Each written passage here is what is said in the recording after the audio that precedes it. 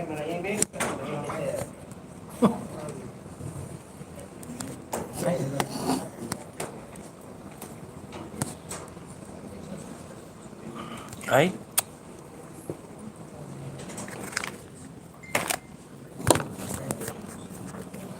Ay, ayan. Bago lahat, ano natin muna ang ating definitely ang mga kapitera. On behalf of our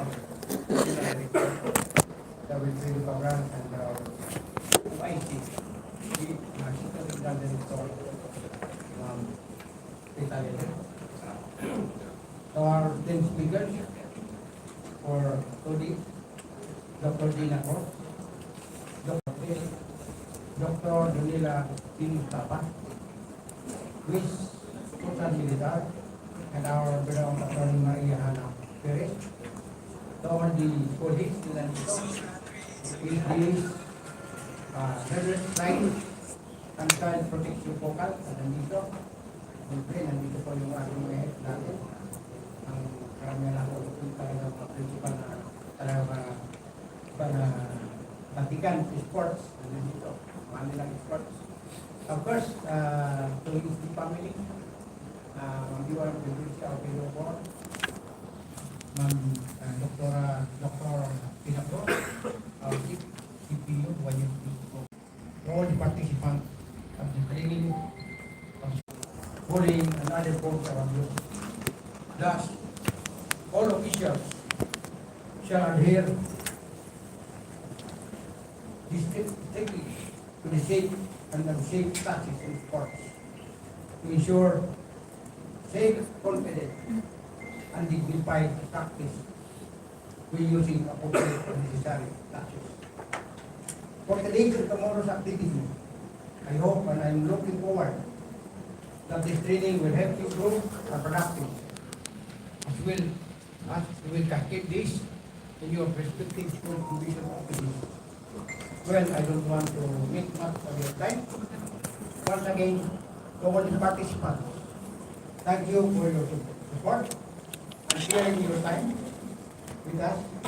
I hope that today's and tomorrow's training will be a fun and full of learning. Thank you so much, and nice meeting you, and have a great week. Thank you. Good morning.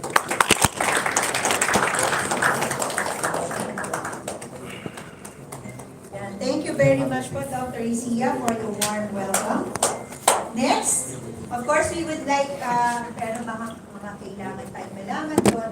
It's not our first time in Sia Hotel Manila.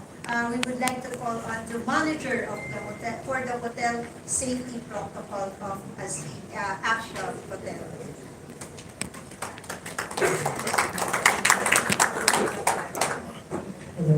Good morning, everyone. Magsisi with our faces ngayon po umaga. And I'm happy to see you again here in Axia Hotel. Just a short briefing lang po for our safety and hotel guidelines. For safety natin, we have the exit naman po. Our exit beside the elevator and our evacuation is in the parking space po. And then, meron naman po tayong supervisor na mag-a-advise if ever na pag may fire or earthquake na po nangyayari, to go down po sa hotel and go into the parking space. And for the hotel guidelines naman po, we have key cards that is designated later on po during lunchtime. So naka-assign na po yung natin, room windows natin, may mga names na rin po and room numbers. So later lunchtime, ibigay po natin para during lunchtime makapag-check-in na po kayo. And the key card is for the electricity and for the door. And the left side of the elevator, no need to tap your keycard po as well. And if ever naman po na maiwan nyo yung keycard nyo sa room nyo, our front desk can assist you to open the door po. And our check-out time is 12 din po tomorrow. Kasi i-room check pa po tayo. So if ever na magkaroon po tayo ng time sa morning or lunch time, baba nyo lang po yung keycard natin sa front desk para ma-room check na po before check-out time. And then if you have any question po sa room, may tawag natin, 24 hours naman po yung front desk natin. And our roaming security also is 24 hours. We have 3 security guards po. We have the parking space at the back and in front of the Axia po. And hopefully, makakabalik pa kayo during Axia. We'll see you again soon po. Thank you so much po. Thank you very much po. I hope you are well guided now. Okay, next, we just would like to show you ano ba mangyayari sa ating day 1. So for our day 1, session 1 on child and child development, I will be giving it to you. It is just a short introduction for our two-day training. Then session 2, understanding child rights. Then session 3, child protection and safeguarding in sports to be given to us by Dr. Alberto D. Villamor. Yun. And Yun ang hinihintay ko eh. session 4 will be on gender and sexuality to be given by Mr. Sunny T. Cortez of Division God Fopal and EPS of HPD and SDO Marikina City. Okay din yun. Ayan. Okay na po ba tayo? Para sa short introduction lang on child and child Basta ako magpapakilala sa speaker. Yun. Oh, say hi. Basta ang hinihintay ko yung Villamor. Eh, magaling daw yan eh. Basta ako magpapakilala sa speaker. Say hi. Okay. Patay na seminar na ito. Malinaw na. Gulo na. Kanya ba Manila? Para may dumating ah. Manila? Ay, hindi. Magulo rin ang dumating. Gato. Isa pa rin magulo yung dumating. Wala na patutunguhan ng seminar na Okay, ito. so let's start for child and child development. I would like to ask, a child is any person under 18 years old. True or false? True. May nag-false diba dito? May magtataas ng kamay na false. A child is any person under 18 years old. Lahat naman ay true because the answer is true. So, yan yung ating start ng topic about the child. So, it is any person under 18 years old. What are the characteristics of a child? First, dependent. A child usually lives with his parents and relatives in foster care or similar care. Kasi hindi nila kaya. Ideally, yan po yung dapat na meron ang isang bata po. They cannot take serious decisions by himself. It is the societal belief that the child is unable to take important decisions alone, as he lacks general awareness of society and has less experience. Kasi nga, bata pa. Children should not be treated as the same as adults and should be loved and cared for. For rights, nag-deny pa sila. A child is denied of certain legal rights, such as the right to vote. Kasi nga, anong age po pwede bumoto? Ang 18 below po kasi ang ating child. So, they are denied of these legal rights. The right to marry. Pwede ikasal ang bata na any person na below 18 years old. However, there are exceptions to this rule, such as in some cultures where marriage is through yung sa religion o kaya yung sa mga culture nila na meron po mga child marriages po na nagte-take place. We've seen this actually, ako na witness ko siya, Kulyat, yung marami na Muslim, they have child marriages po doon. According to psychologists, childhood is an important stage in overall development of an individual, not only physically, but also mentally, socially, and also emotionally. The development of a child occurs through the formal and informal education that he receives both within the premises of the school and also at home and his surrounding environment. So for child development, ano nga ba ang child development? It is a change in the child that occurs over time. The changes follow an orderly pattern that moves toward greater complexity and enhances for survival. It is a process operated through the roles of various internal and external forces by which a child birth hanggang 2 years old.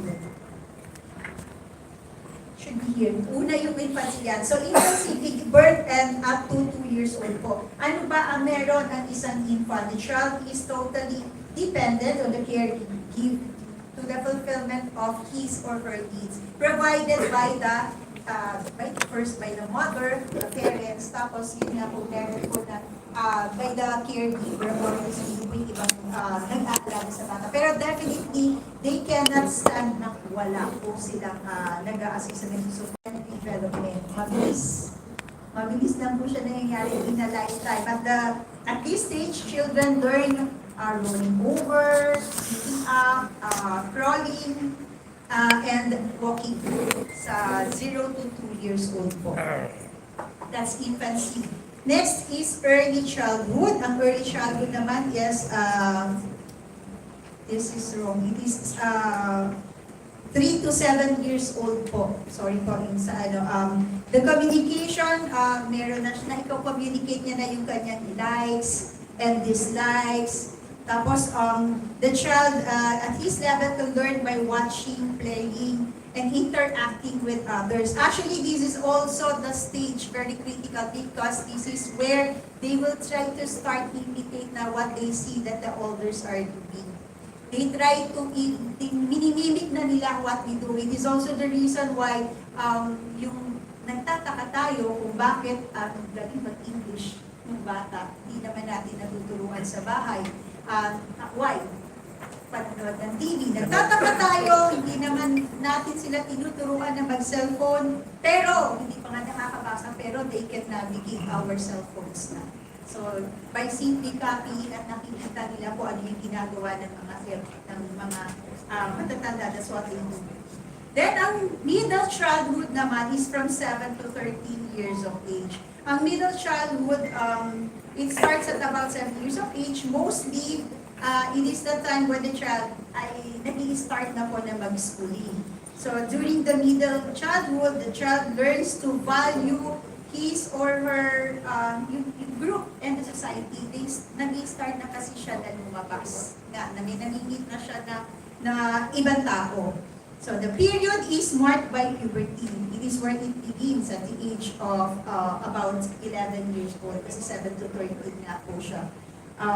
This stage, if the child learns his or her responsibility from their teachers and parents. So, bukod sa parents, dahil na nasa school at lumalabas na din sila, doon na sila nakakakuha of what they need to learn.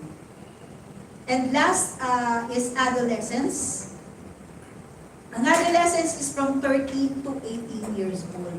So adolescence is an age close to the stage of maturity. It is biologically distinct from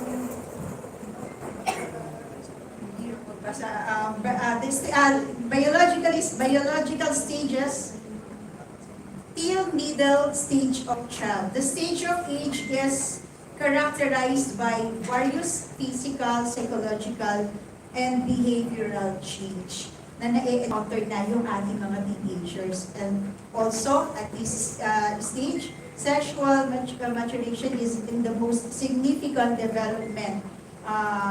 Kaya nga po, kasi yung mga hormones, yung physical na changes ng kanilang katawan na rin ay lumalabas sa hormones ng males and female, dito po nangyayari.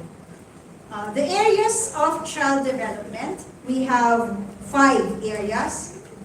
So overall, yung development of a child which entails the biological, psychological, and emotional change. These changes occur in child between birth to the end of adolescence. So the 5 main areas are first, physical development. It is the height, strength, and weight. It refers to the progressive changes of male and female child. It includes movement in their senses on how to deal with gravity, to keep his or her balance, to move his or her body through space, precise control of hand and muscle, then eye-hand coordination, proper height and weight growth. In the beginning, it is an evolutionary process.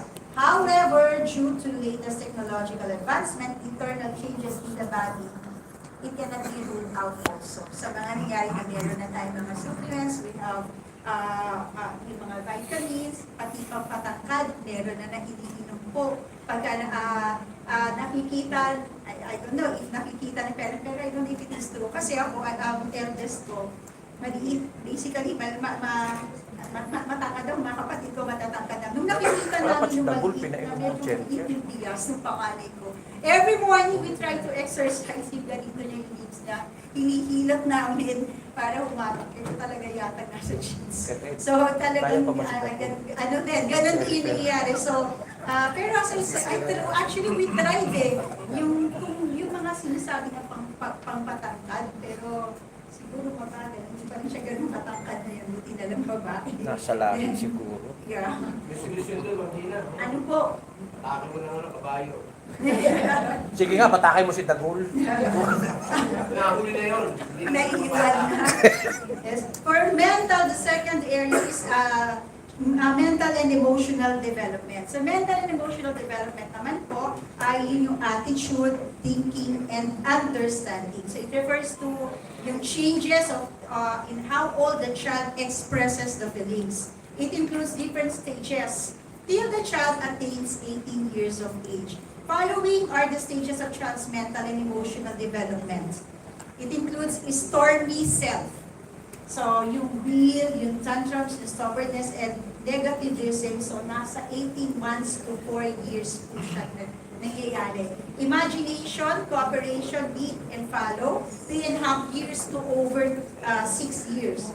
Relating to peer group, understanding teamwork, mastering social studies, and reading arithmetic, nasa 6 to 12 years old. Asking questions about identity, who am I, yung anxiety, anger, love, developing sexual and gender identities, nasa 12 to 18 years old. So it is not true na baka pa lang, hindi pa lang, nasa chat pa lang daw, ay alam na ganun ang kanyang sexual identity, gender identity, o kanyang sexual preference po. So kung ano yung nakikita din, o kung paano yung nasa environment, kung ano yung nakikita, the understanding, yun nga, yung mga questions dito na nag-a-arise, it's really critical itong age na to, 12 to 18 years old. So, love and care and wisdom should be, dito na nararamdaman, nalalang, pero sa panahon natin ngayon, parang mas bata pa, mas broken-hearted pagkahapon sa YP. May mga pinag-uusapan na at such an early age, broken heart na yung pinoproblema ng 13 years old, ng 15 years old. So, nagbabari na rin siya sa kung ano meron ang ating ang progress ng takbo ng society po. Next is social development. So it is the interaction with others. So it refers to the learning of values, inculcating the knowledge and skills which enable the child to relate to other people effectively and to contribute in positive ways to his or her family, the school, and of course the community. Child learns all this directly by all those who care for her and teach him or teach her. The indirect medium of learning is through social relationships with the family or with friends, and by means of his or her participation in the culture around him or around her. On the basis of all of these, they develop a sense of who is and what is their role in the society. Again, that is social development. It is difficult for a child to socially develop if naka-engage na siya at the four corners of the house. I'm glad na ang ating schools po sa ngayon, especially actually it started with private schools before, pero ngayon meron na, ako nga college pa nung when we do community immersions. LaSalle, they do na high school pa lang, parang hindi din natutulog. Pero for a week or two, ang learner, ang student po ay nag-i-stay sa household ng isang community na usually ay hindi yung environment na meron po sila to know how they live. So that's actually one of the development na hindi po pwede na nasa high-tech na bahay lagi, na nasa high class o elite na school na lagi, because you cannot develop socially if you will not be seeing what's happening within your community. Next is moral and ethical development. So moral and ethical development is the belief, religion, and morality. It refers to understanding the standards set by the parents and society and responding according to what is right and what is wrong. It makes the basis of managing the emotions such as anger, aggression, and self-destructive or antisocial behaviors. In the first stage of ethical development, a child develops fear of punishment or an appraisal. Narito pa sila. So there is an appraisal already or pinapunish, hindi pa rin nila alam if tama ba yung ginawa nila or mali. The second stage comprises the development of desire to be perceived as a good person. And in the third stage, the child develops concern for the relationship with the society as a whole. So that's actually in the Philippines nowadays, moral and ethical development hindi naman sa hindi siya kasing taas nun dati, pero our kids, our learners, our children, parang it's so easy for them to engage na sa ngayon. Kaya lang, without the guidance of the parents, yun nga, as mentioned, hindi na nila alam kung yung tama o mali. At ang bata pa naman po ngayon, kung ano yung napaniwalaan nila na ito na tama, yun na yun. So, kung kailangan ng parugtog ng pagpapaliwanag, kaya dapat nandiyan na from the start ang parent o ang guardian kung hindi available ang parent. Last is the linguistic and development language, which is the languages, knowledge, and information. It refers to the development of a child in terms of how the information gets processed, development of perceptual skill, the conceptual resources, in language learning and other aspects which contributes to the developed adult brain. These changes include how the child speaks, thinks, remembers, reasons, and understands. I think this is one of the most difficult among all kasi sobrang ang hirap i-implement ng mga bata natin ngayon. Sobrang hindi natin mga importanteng bagay para maging ano ba ang bata. So it is not true na kung ano ang puno, yun ang bunga. May naniniwala po ba na gano'n? Ito na yung klaro na natin.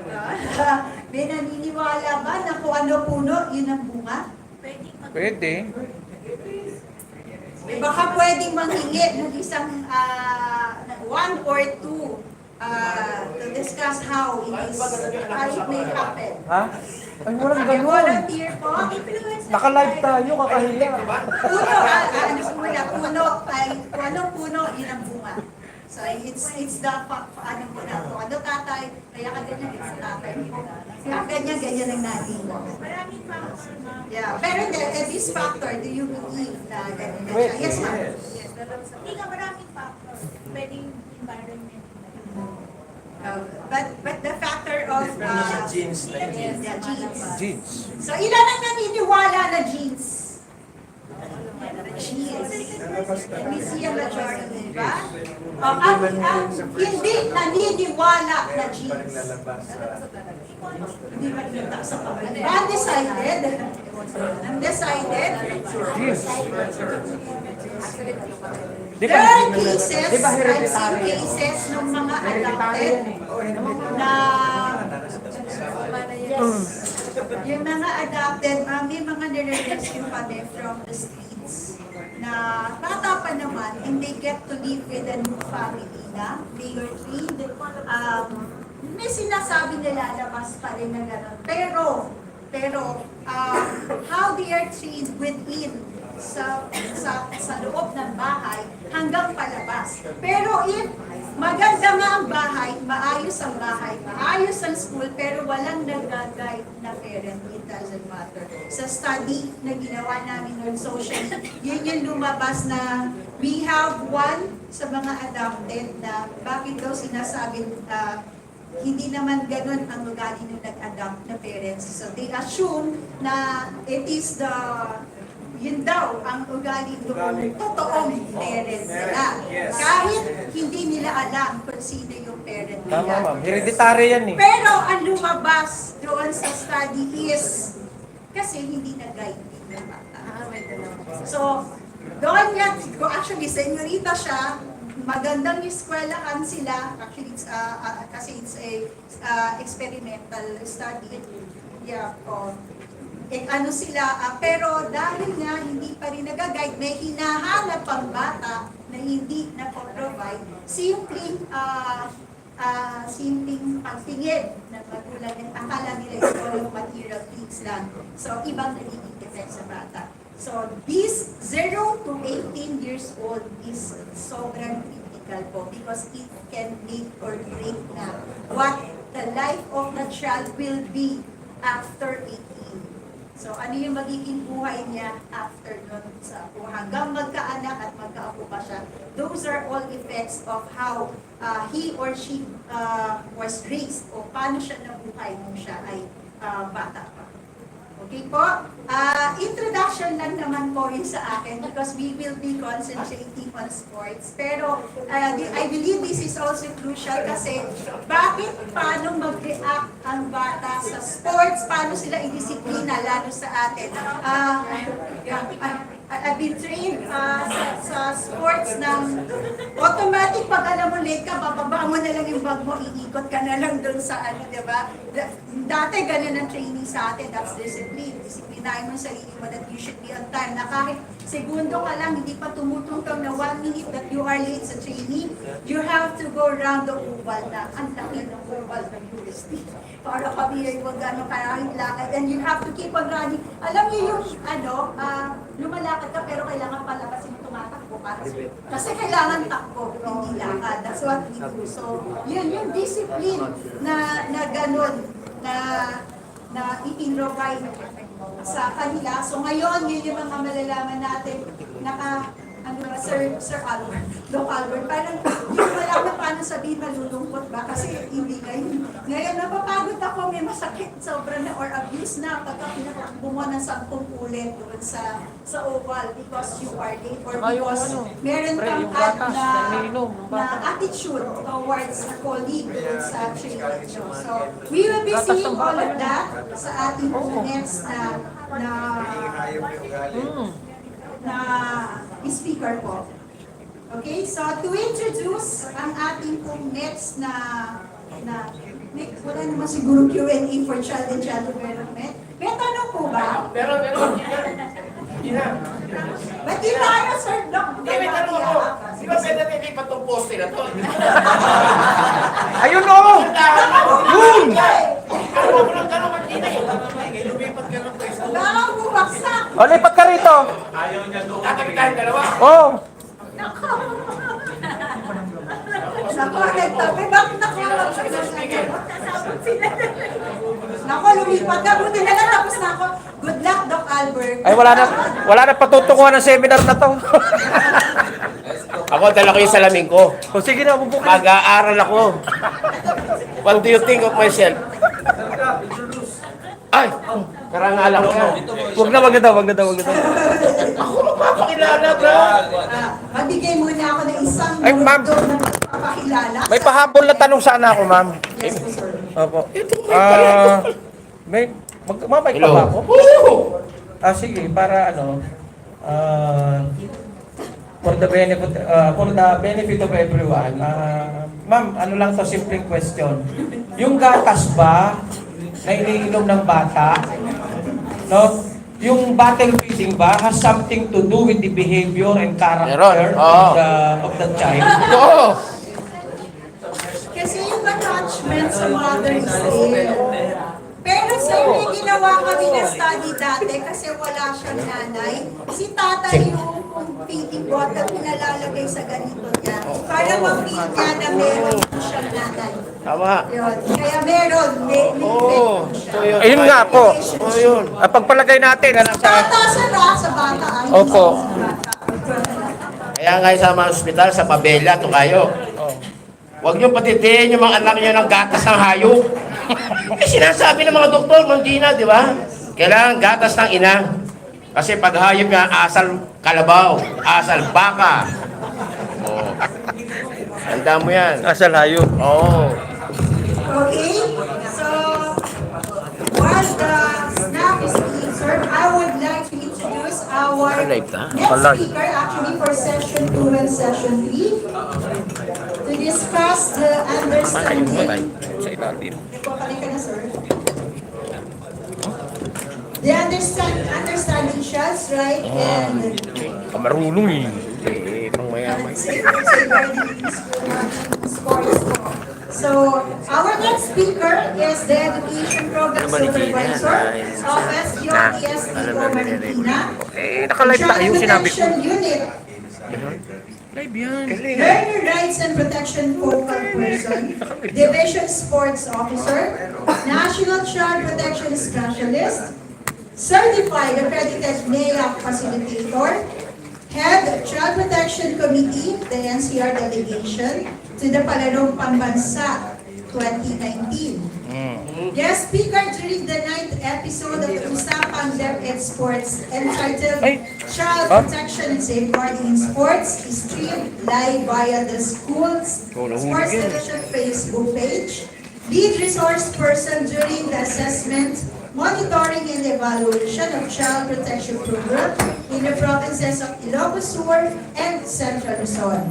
Former secondary school principal of Malanday National High School, Tanyong High School, Santa Elena High School, Marikina Science High School, and Para High School. The courses he attended includes Certificate of Achievement for a course study on child protection, children's rights, injury, and practice offered by Harvard University.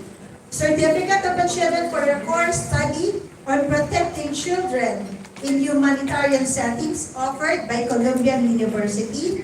And Injury Prevention for Children and Teen, University of Michigan.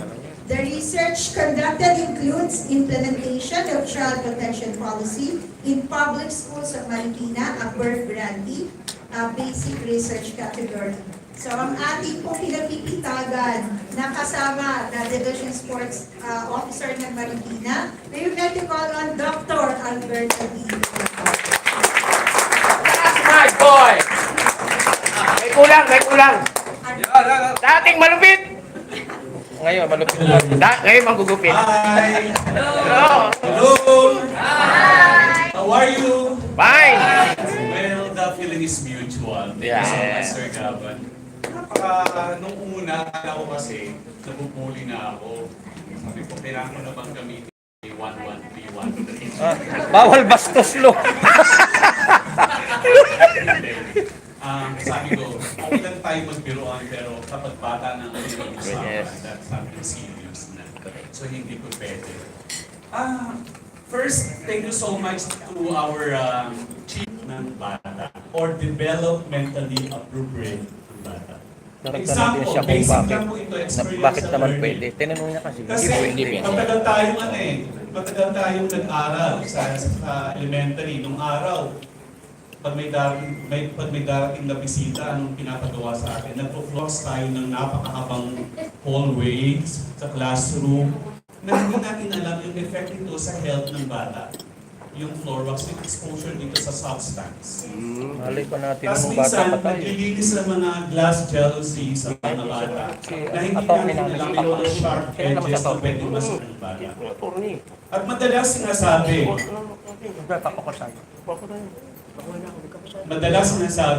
okay, sino ang magwawalis na ngayon? Kanino madalas binibigay ang pagwawalis? Sa babae o sa lalaki? Madalas sa babae. Kanino madalas binibigay ang pagbubungkal ng compost pit, Lalaki. pagkatapon ng mga basura ng trash can, pagbubuhat ng mga balde na may lamang tubig, dahil walang tubig nung araw sa ibang mga paaralan. Kanino binibigay yan? So marami na mga sa grade 6. Yes, tama naman. Tama? Po. Yes. Kasi hindi mo pwedeng paghugasin ng mga bata. Ako according to edad, kanilang developmentally, yung kanilang capacity, capability, and so on and so forth. Depende rin yan. Dapat nakikita kasi yan. Natutuwa ako ngayon dahil, hello, are you still with me? Natutuwa ako dahil yung dance sport before, ang suot ng mga bata na naglalaro ay parang kita na ang mga singit-singit at kaluluwa ang sa akin ni Sir Alan na napakahusay na principal ng Pasay. Ngayon, nagulat ako dahil simple lang ang damit at hindi nakikitaan yung bata. And that's age appropriate. At least, learn it. Sabi nila, learn it na. Learn it na. So learn na tayo Napakalawak sa ang mga topic kasi dito basic principles or guiding principles ng child protection. Thank you. Next please.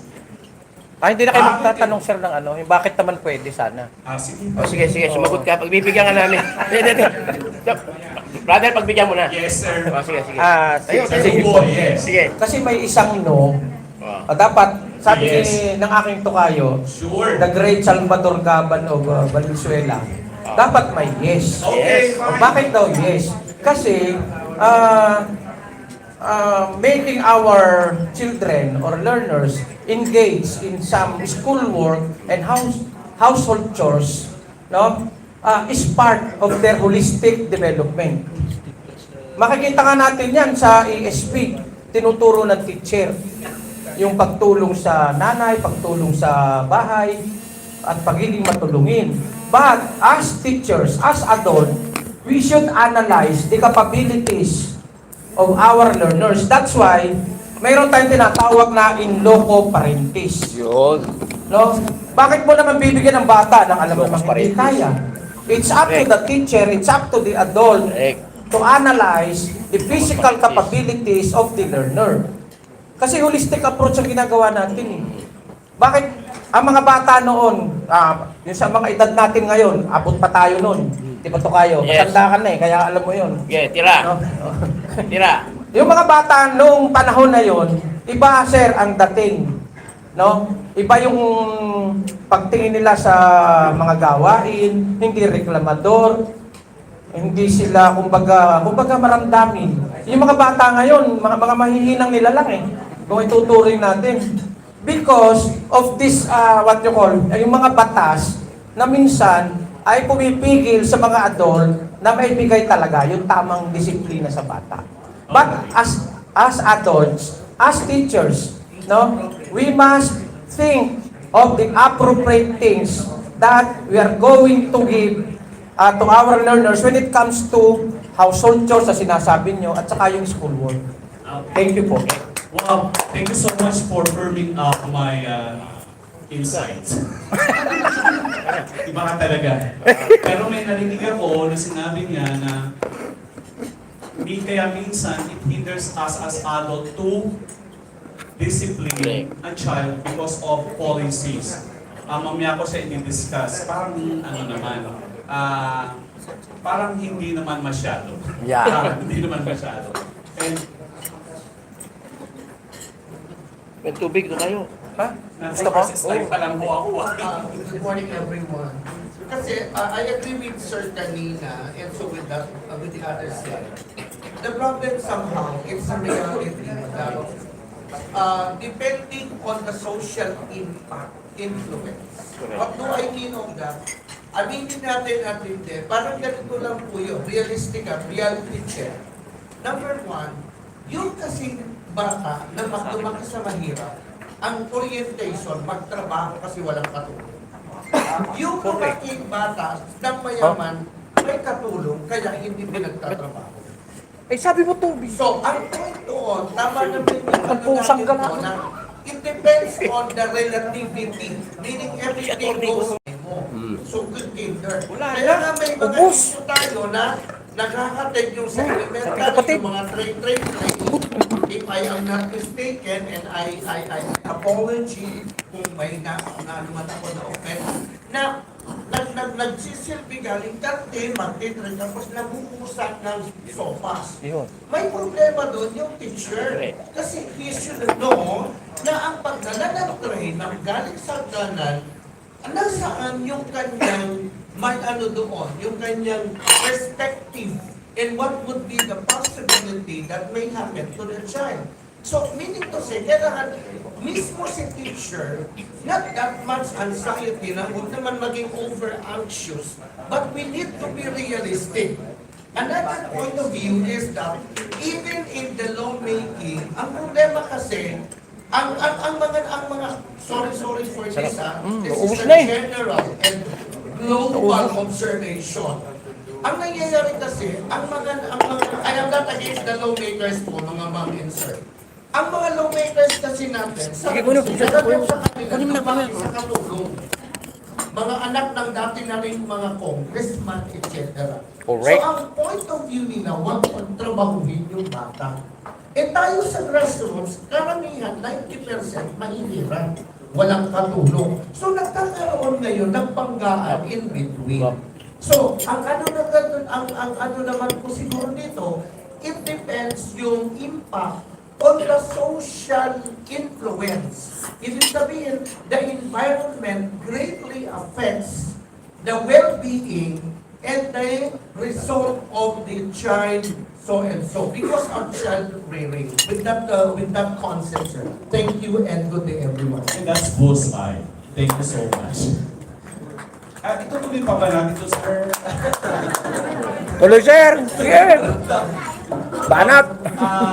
Sir Aga may mention about yung sa social impact. Tapos kanina nabanggit din ni Ma'am Gina yung sa child marriage. Well, may bago na pong batas noong December 2021.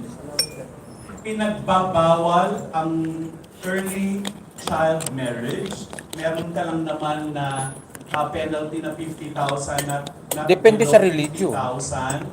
Tapos prison mayor. Yun lang naman Kasi ang attorney penalties Muslim na eh. gano'n. Diba, attorney And sa- yung cohabitation of adults with a child ay bawal Di ba dati din. basta sabi nila, basta Bawal may din. penetration na Now, pwede na. paano Hindi yung naman kasi yun. sa tribo namin pwede? na No. yun. Mas mataas Bago na. ang RA kaysa sa tribe na practices or laws nila. So bago lang po ito bawal na bawal po Kasi yun. culture yun eh. Ang pakikisama ng adult sa bata, hello? Yes po. Pakikisama ng adult sa bata at yung early marriage. Dahil dito sa RA 11596. That's a new law. 11596 RA. Okay.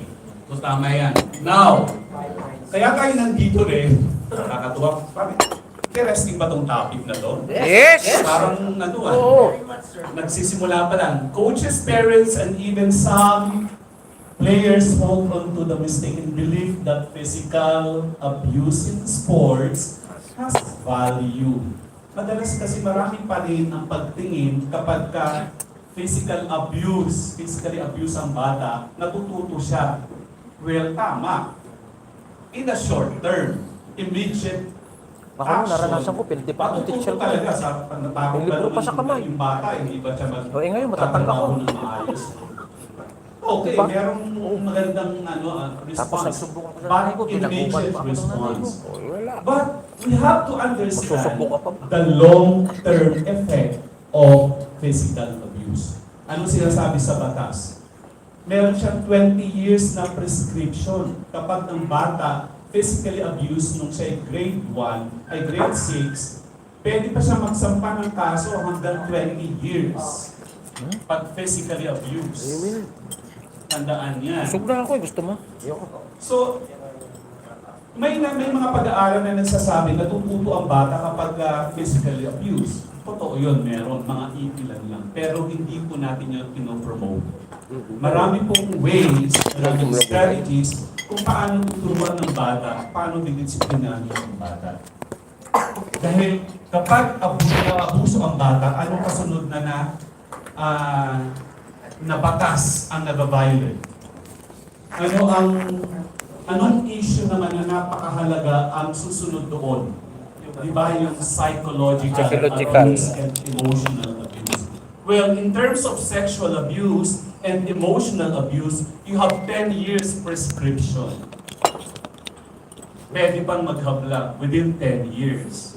Pero yung physical abuse, 20 years. Kaya yung bata, for example, yung grade 6, inabuso siya ng kanyang coach, ng kanyang teacher, Hindi ka pa pala ligtas. hindi ka pa ligtas. Hanggang 20 years pa.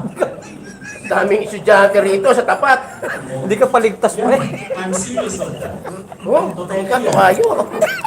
So dapat, ang thinking ng ating mga adults na coaches, hindi dapat nagre-resort Yung lagi sa amin? punitive measures. Yung si John Sport, oh, patay siya.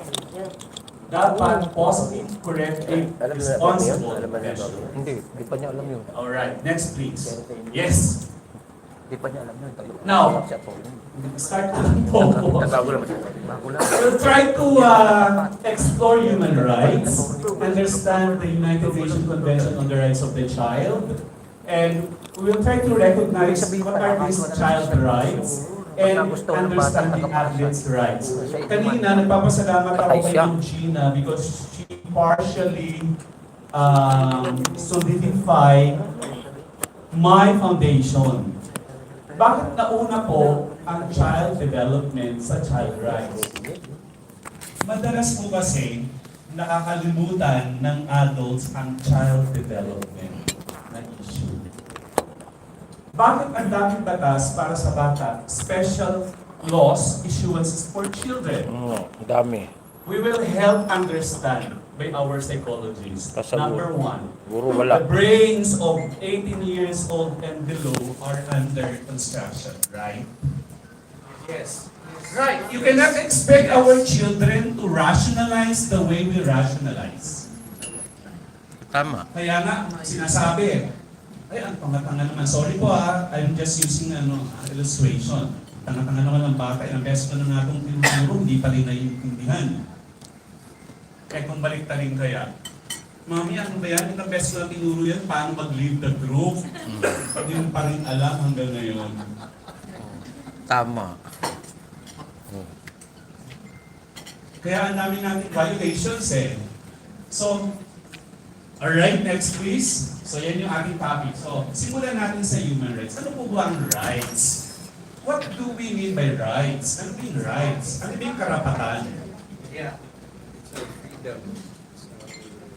What do we mean by rights? Tayo po lahat tayo kumuha ng constitution and bylaws and government, etc. Kung ano-ano magniwan natin nung college tayo. Bakit, ano po ba ang karapatan? Ano ba yung rights? Oo, sinabi ni Ma'am, non-negotiable yung rights. These are our entitlements. These are our principles to what? Equity and equality. Ano sinasabi ng RA, ay ng Article 1 ng United Nations Declaration on Human Rights? Ano sinasabi? Ano? Secret? Secret. O sila. That every person in the world has what?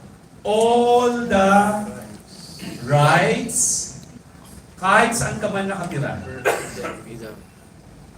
Human dignity, kaya nga sabi ng Supreme Court bawal hampasin ang ulo ng bata. Sinasabi nila sa Supreme Court jurisprudence, that's signify the dignity of a human being. Kaya nga bawal yan, patukan, Bawal kaltukin. kaltukin, Correct. konyatan. May mga terms na ginagamit natin yan. Bawal tuktukan. Tuman. And because human rights are standards, yan, ulitin ko uli they are principles, they are entitlements, they are also standards. Kaya nga When we nagdala talk ako about ng standards, Ha? dapat Nagdala ako lahat ng Amerikano mundo, eh. sa Hindi ka na tatlong naman tao sa nagdala. mundo na ikakatihan itong rights na to or standards.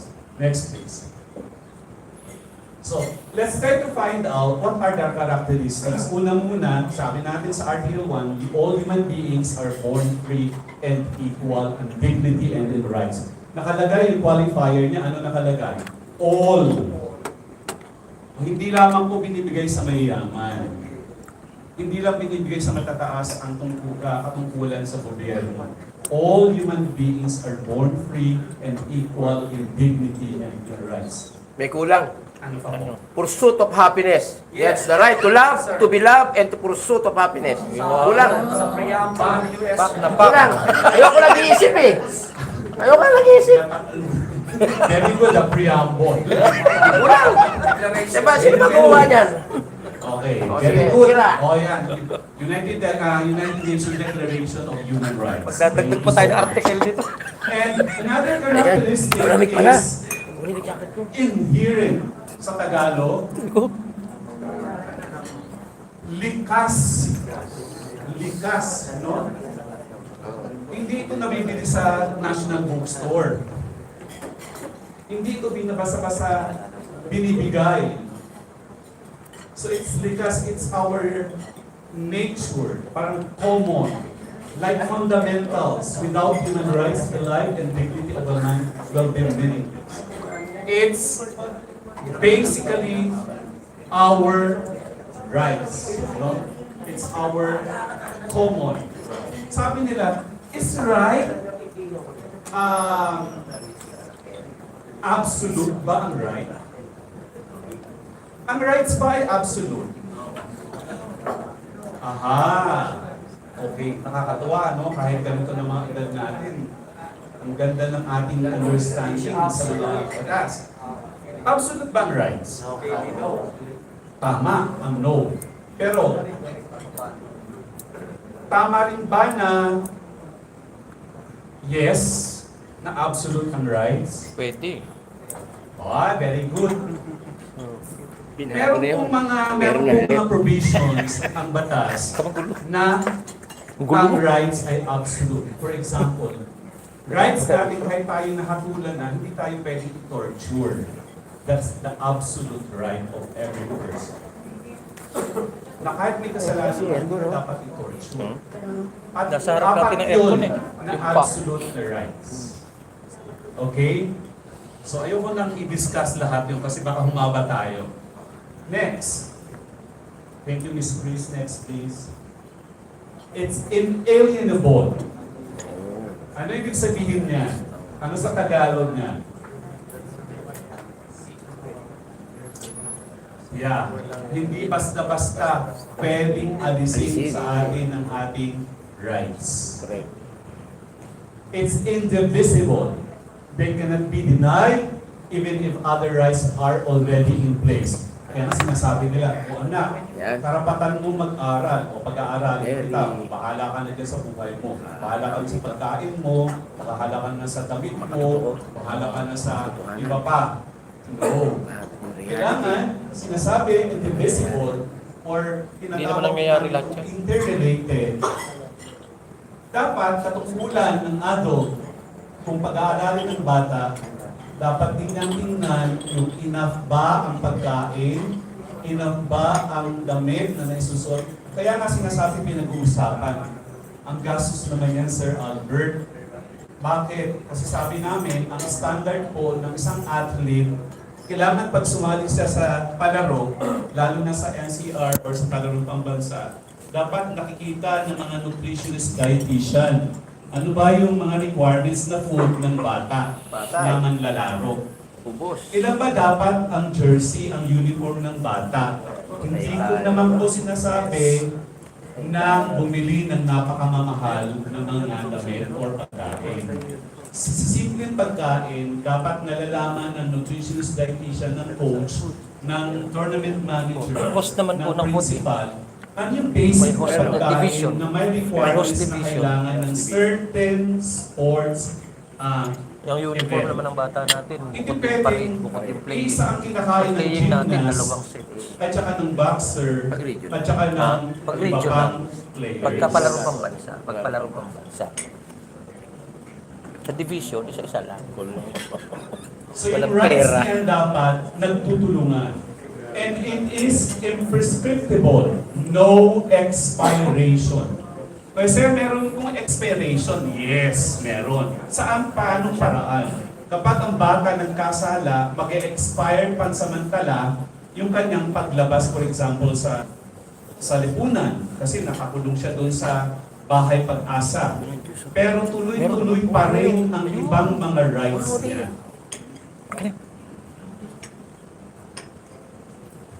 Gusto ko yung mga ganyan na i-discuss din para ibig sabihin parang interested kayo sa sinasabi ko. Next please. Or interdependent and interrelated. So, alam natin yan ha. One cannot be fulfilled or exercised without the other being realized. Ito yung pinakamagandang characteristic ng rights. Dynamic. Hindi pa pwede na mamamatay yung rights, yung karapatan dahil tumigil yung ikot ng mundo. Diba? Nung nagkaroon ng pandemic, kung nag-isip ang gobyerno paano itutuloy yung pag-aaral or tinatawag natin right to education or to development. And that is, Article 6 of UNCRC, na patuloy dapat nabubuhay ang mga bata, ang tao sa kabila ng pandemic. And being dynamic tayo dyan. Ganun din tayo sa sports, di ba? Pinag-usapan, nagkaroon ng after-school program para lang ituloy yung mga sports activities ng mga bata. Bakit? Sinasabi kasi nila sa batas at sa UNCRC rin and UDHR that a physical activity is also a fundamental rights. Naniniwala ba kayo ron? Natural. It's our rights to physical activity, Basic sports. Dahil kung hindi tayo, Right kung to- manghihina tayo, Right to play. ano mangyayari sa atin? Hindi natin napufulfill yung ating rights. Correct. Kaya yun yung pinaka-number one nating defense. That physical activity is a fundamental right. And dapat ang gobyerno, ang central office, ang regional office, ay meron ganitong ginagawa. They are accountable for human rights observance. Congratulations, NCR. And kayo rin, tayo rin sa SDO, before we start our learners, our athletes to send to the palarong pambansa, they should understand their rights, basic rights first. Yes, Sir Pete. Opo. Ito oh. Meron pa. Meron doon kay ma'am. Meron po tayong, kasi medyo, ito, it's not for the welfare of our kids, no? But for the welfare of our employee. Diba? Yung ating mga employee from janitor up to superintendent, no? Meron po sa civils, nakalimutan ko lang. Civil service rules, meron po doon yung physical fitness activities, no? Yung mga teachers natin, employees natin, kailangan po meron din yung physical activities. Karapatan po yan ang bawat empleyado. No? Very Kaya, good, yes. meron po siyang, meron pong required number of hours. Na dapat Friday, po, tayo rin po yung nag-i-input as supervisors. Friday yan. Any sports na dapat, Zumba. i-involve din po natin yung mga people in charge in our SDO. Kasi meron po na dapat ay naibigay pa rin yung physical activities. Para po naman makaretire ng tama ang ating mga empleyado. Hindi po ba? Yes, that's wonderful input. Tama po yan. Kami po, naka-lunch po yan sa HRDD natin sa division, di ba? So yung mga about workers Every Friday. welfare. Every Friday. Marami po dapat na ganung mga programa, wellness program, etc. So tama po yun, sir. Next, please. Okay. Next. Awesome. Let me share some important dates in the development of children's rights. Parang review ng konti. 1924, adoption of the Declaration of Child Rights by the League of Nations as the Geneva Declaration of the Rights of the Child. Ano po bang pagkakaiba ng declaration sa convention? Pag sinabing declaration, it's a statement. Pero hindi siya legally binding. Pero pag sinabi ng convention, that's legally binding. Ibig sabihin, signatory yung bansa dyan. Therefore, anong reciprocation? Anong dapat niyang gawin? Maggawa din ng batas na parallel doon sa convention. It's not synonymous to conference po na magkakaroon ng convention ng mga principal sa Europe, for example. Hindi gano'n. When we talk about conventions, these are treaties, these are laws. Agreement. Then 1959, adoption of the Declaration of Child Rights by the United Nations. Nung pre-present ko nga ito, ang dami-dami yung palang batas sa child. Tural. Kasi, nung ginagawa namin, nag-start kaming gawin yung manual ng sports club. Sabi pa lang kailangan tingnan. Opo, marami talaga. 1979, United Nations declared 1979 as the International Year of the Child. It's only in 1989 when the CRC was adopted by the UN General Assembly. So naging na siya, legally binding or legally binding na batas. Next please. So sa Pilipinas naman, o panahon pa ni Marcos, nagsimula na talaga 1974. Enactment of Presidential Decree 603 or the Child and Youth Welfare Code by then President Ferdinand E. Marcos. Why the US is the only state na hindi sila signatory ng UNCRC? Kasi meron silang kahalintulad na batas na ganito. Yung kanilang US Children's Welfare Code. Nakapareho din ng UNCRC. Then in 1990, we are the 31st country to ratify the UN Convention on the Rights of the Child. Kaya kung bakit kami nagsasalita na dapat merong implementation ng policy ng ganito, kasi meron tayong agreement sa UNCRC na dapat pinaalam natin sa mga bata, sa kasamahan natin, ang mga batas at karapatan ng bawat bata. Next please.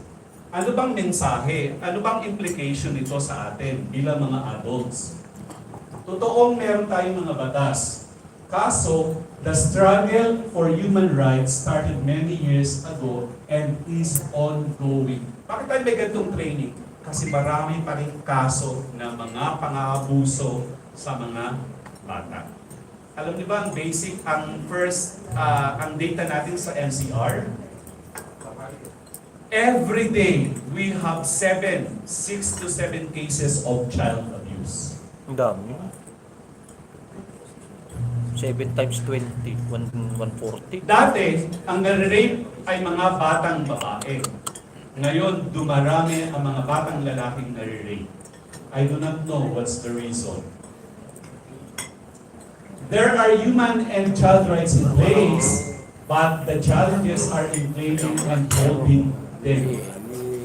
Nung kami sa amin sa Learners' Right and Protection na unit, pagka nagmi-meeting kami, ilan ang kaso ng CAR, Child or Children at Risk. Children at Risk. Alam mo ba ang children at risk? Ano yung mga batang CAR? Kinukonsider na CAR. Ito yung mga batang nanilimus. Ito yung mga batang umiinom ng alak.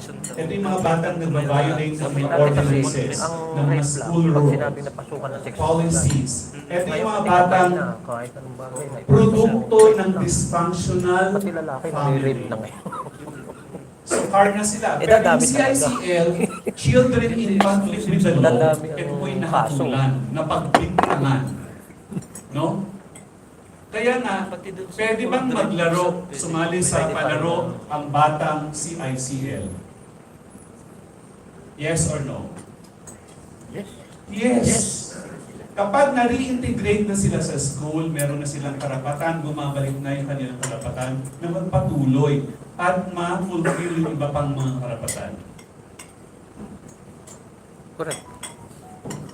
Kasi minsan, yung thinking ng iba, pag CICL, katatakutan. Minsan naman, ang case lang CICL, nahulihan lang ng konting marijuana or napagbintangan lang na kunyari ng rape. May mga ganong kaso. Hello? Yan. Next please. Kanina diniscuss ni ma'am, sino ba itong mga bata? Tatlo po ang definitions ng bata. Ang una pong definition ng bata, sinasabi ng UNCRC, ay 17 years old and Pababa. below.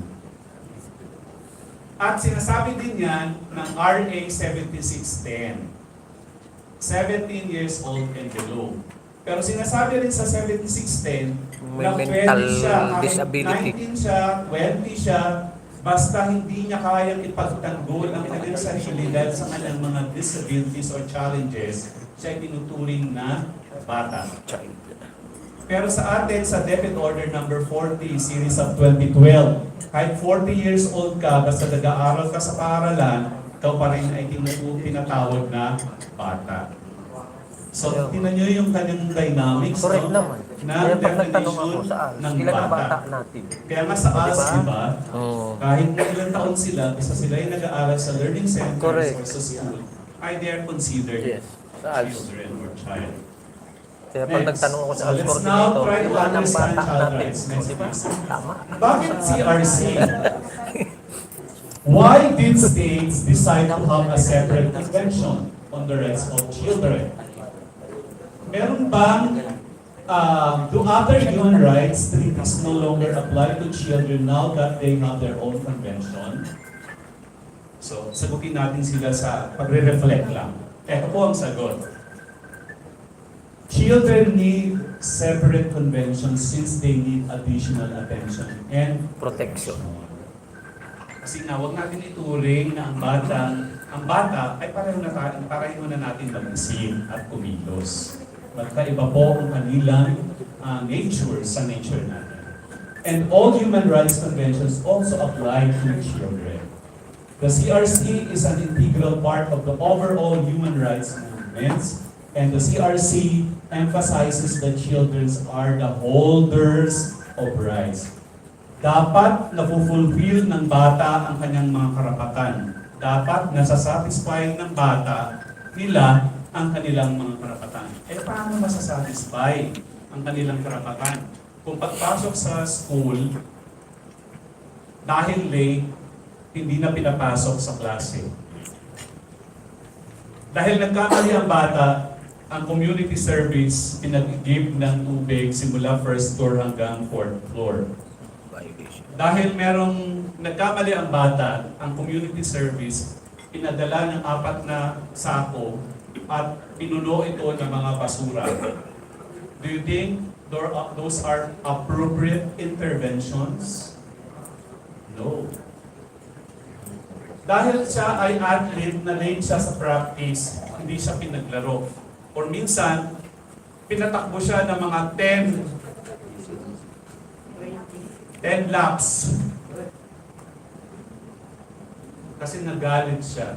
Do you think appropriate yung measures na binigay sa athlete? Long distance lang eh. Para control.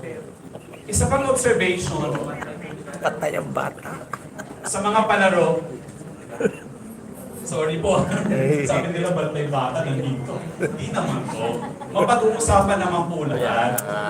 Minsan, alam niyo po ganito nung ako yung principal, meron kaming, hindi ko po pwedeng lumagpas sa akin yung trainings ng bata. Talagang nakasubaybay ako dyan. One time, grade 7, ay nagpa-practice. Practice. Inaapak-apakan ang likod niya ng trainer. Grade 7 Unang team pa lang mali na agad eh. Ang ginawa ko, pinatawag ko yung trainer at pinalayas ko sa paaralan. Pinusap ko yung coach. Tanggalin mo yung kundi, didemanda ko yung trainer mo. Baka minamasahe, sir. Naapak-apakan ng adult. Eh yung spine ng grade 7, I think, baka siguro may ibang, yes sir. Yes, sir. Yan nga siguro rin because sports setting kasi is really different from the regular setting natin. Kaya meron tayong mga specialists in almost all aspects of sports. Like you have a sports psychology, sports medicine, kasi other things that you consider as siguro in terms of punishment or stress sa iba. It's positive ang result sa sports. Kasi may mga sa sports, kailangan mo talaga yung stress kasi sa division sport is both positive and negative. Sa sports psychology, hindi lahat ng stress is negative. Kasi when you feel excitement, and when you feel motivated, kahit nahihirapan ka, based on learn sa sports psychology, that is positive stress. Kaya ang sana maging clear sa yun nga, sir, buti na open up na ito, kasi kailangan talaga natin eh. To specify, like, ano yung magiging point kung kailan makukonsider na siya as nababiolate na natin yung ano ng bata. Karapatan. Kasi for example, sa sports psychology kasi may tinatawag side-out strategy where people will intimidate you sa loob ng court, insulting ka, lalahitin ka, and these are part of strategies ng ibang team. So kaya yung ibang coach, they try this sa program nila to educate the players that these settings will be encountered sa sports. And you must be ready for this. Kasi halimbawa, yung ka-age na yung bata, gilahit siya, tinatakot siya, then he sued the child for child abuse. Pareho silang bata. Eh, ang problema kasi nandito ko sir is yung both sides kasi siya. Yung bata na nagpo-complain na in-abuse siya ng adult. Dahil nga yung bata is vulnerable, pwede rin on the other side, gamitin naman siya ng ibang adult to take advantage of the other adult. Kaya, meron tayong case na ganyan. Yung coach was okay, yung sa bata wala, pero because sinusura siya ng coach na adult, ginamit yung pagiging bata niya. So it's a two-edged thing. So kaya nga siguro, tama-tama, buti nga na nag-open na to kasi lagi pinapakailaman eh. Pero ngayon, dahil na-introduce na ni Sir, siguro makaka-advise din tayo ng mga policies to protect both sides. Kasi both are vulnerable. Marami rin tayo magaling na teachers na nawala dito. Because kung totoo, walang problema. Pero sometimes, the child is misguided by an adult trying to take advantage of the... Alright, I perfectly understand the sentiments.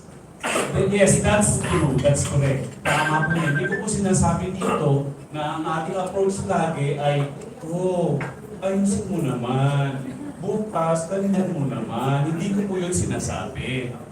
Sometimes, there's no hard and fast rule sa counseling at sa pagdidisiplina. Pwedeng magalit sa coach.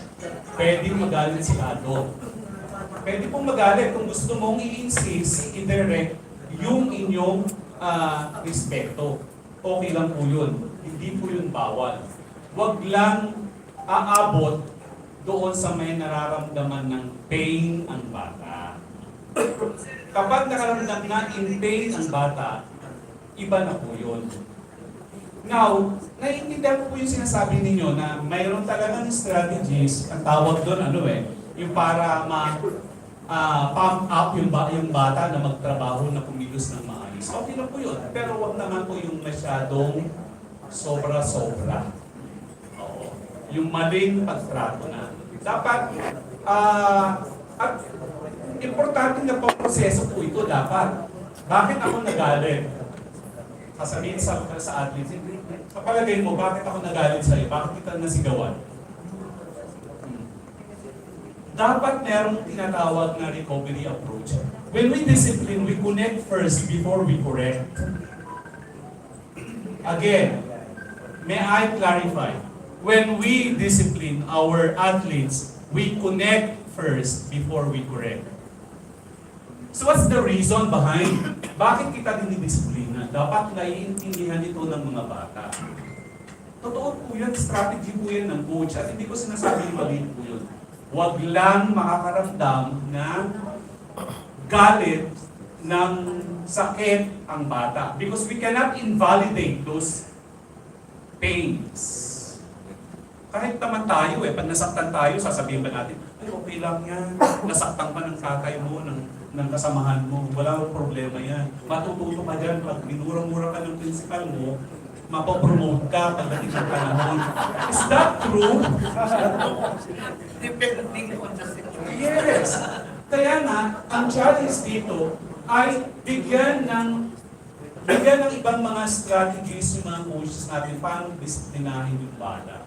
Hindi ko po sinasabi na hindi pwede magalit si coach. Eh, kasi minsan gumagana Kasi sa counseling, nagko-coach pa ako. ipakita Reverse mo rin psychology. sino dapat ang Hindi authority. pwedeng amo-amo. Persons in authority. Hindi pwedeng Oo, kung kinakailangan. Warrior O tayo. kasi may mga tinatawag dyan na bata na may mga defense mechanism yan. Pagka puro ka Oo. mahinang Marami lang ang pang bata. iba ng mga avoidant ano nila. Pwede pong magalit, pwede nyo pong gawa ng programa. Pwede rin naman sila, sinasabi natin, yung time out. Pwede rin silang bigyan ng consequences, pero maraming klase po ng consequences. First and foremost, when we give consequences, there should be logical consequences. Naaayon dapat yung consequence na binigay mo sa ginawa nilang pagkakamali. Baka naman kakaiba yung consequence. Masyadong personal. Masyadong hindi na related. Oo.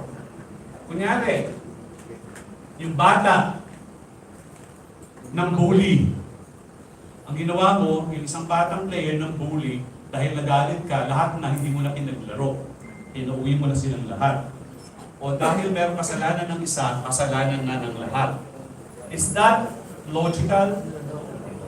So something like that. Hindi ko pa sinasabi na ang pagdidisiplina ay dapat laging positibo. Meron tinatawag na mga disiplina minsan, kailangan maintindihan nila kung bakit nagagalit ka. At kailangan nilang maging why you mean business, something like that. Okay lang po yun. Pwede magalit. Pwedeng, huwag lang naman yung sasapakin mo yung mukha ng baka. I'm sorry ang nakagago ka eh.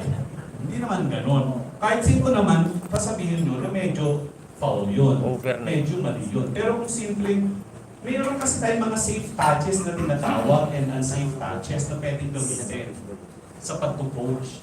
Yes, ma'am. Now, we should also remind everyone that there are also what we call corrective or restorative discipline. Correct. Yes. It's always corrective and restorative discipline. Minsan nagiging emotional ako pag dinidiscuss ito, Sir Lawrence. Minsan kasi, ang long-term effect po talaga ng physical abuse, ng abuse sa bata, yung long-term effect, ay minsan walang closure sa bata pagdating ng pagtanda niya. Kaya nga ang batang nabubugbog, na abuso sa bahay, kanino siya gaganti dahil hindi siya makaganti sa kanyang tatay at nanay? Ang bata niya. Ang pinaka-worst na effect pag nag-asawa siya, sinong bubugbugin niya? Anak niya, asawa niya. Pwede rin yung kapitbahay.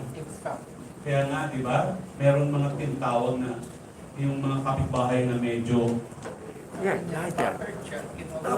yes! Kasi minsan may mga bata kapag hindi siya na handle ng maayos, hindi nagkakaroon ng Yung closure. discipline na binibigay.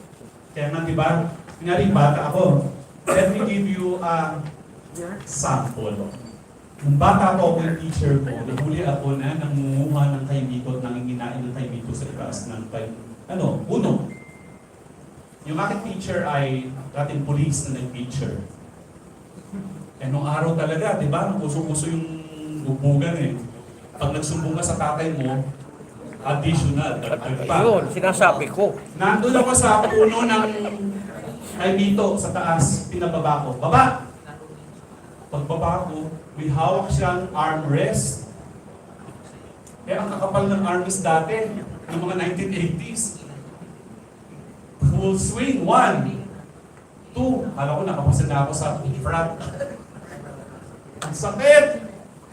Alam mo, hindi ko na nakalimutan. Dumating yung panahon na pareho kaming principal. Alam mo, sabi ko, sir, in-approach ko siya. Naalala niyo pa po ba? Yes, magaling ka, si Albert. Sir, pinalo niyo po ako ng armrest. Ang sakit, hindi ko po kayo makakalimutan. Yung pasensya na patawarin mo ako siya doon. Sakalang nawala sa akin yung sakit na yung pain. Eh, paano yung mga bata na hindi makatawid doon, hindi makaalis sa pain na yun? So you cannot invalidate these feelings and this emotion and pain na nasuffer or na-experience ng bata. Kaya mas importante pa rin ang positive, ang restorative, ang corrective. Principal, yung bata, lumaki. Kasi pagdating ng panahon, dalawa lang naman yan eh. Pwedeng makalimutan niya dahil pinilit niyang kalimutan kung magaling siya yung bata. Hindi lahat po ng bata ito. May mga pagkakataon yung iba nagiging Mas Nangyari yan sa Kalaka. that's the longer. Alright, next. Mag-ano lang po, contain lang po sa... Ginulpi siya ng grade 6. Yes, my idol, Sir Joel. May listening. Ito na po yung looking ni back ahead sa us. Ang expectation ko, yung discussion, sana para mas makarinig, it is okay with the being connect this child protection and every rights with sports kasi parang ganun yung title ng day. Now, there are already reactions from the group regarding how are we going to do things the right way in implementing child's rights, child policy protection in sports. Kasi parang, sorry lang po, no, yun lang sa akin, ito na change. Maganda yung presentation ni Sir Arnold because it's and I open it to all of us. Pero nalalawakan ako. What I am suggesting sana is kasi may mga topics na nasi-discuss si our able speaker na nakukonect sa sport. That is sana kung pwede. So, gusto rin para si Joel, precise. Para Precise. kasi talking of the good Very boundaries excellent. of child rights and Oh. child protection. Will take a little longer time to understand everything. Hindi lang po. Thank you, sir, for reminding me po. The last, I think, 10 slides more on sports, ano na po ang discussion. Then, my second presentation this afternoon ay about child safeguarding in sports talaga ang mag-focus. Wow! Wow! Wow! I am challenged. Hindi ko po yung gagawin kung para lang mag-explain ng general. Siyempre, kaya nga po nilagay ng sports yan. Marami po akong explanation. Pero, ang gusto kong i-share muna ay yung general approach nito. Kasi, ang bata naman at athletes, wala namang pagkakaiba yan eh. How we discipline them. Oo, pareho lang din naman sa something like that. Pero mamaya po, marami po yan. Sige, please.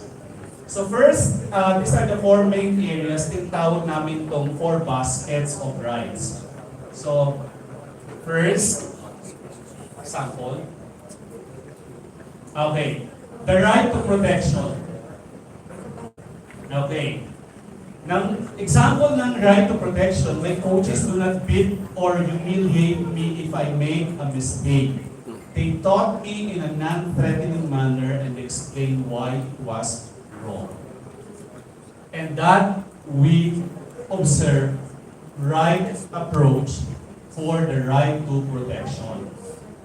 Bakit ano ba sinasabi ng right to protection?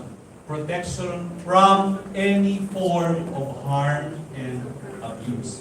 So dapat bilang coach, hindi yung first resort ay punitive or pamamahiya. Marami tayo nakikita gano'n na pinapahiya yung kasamahan niya, yung mga atleta niya sa harapan mismo ng kasamahan niya mga atleta.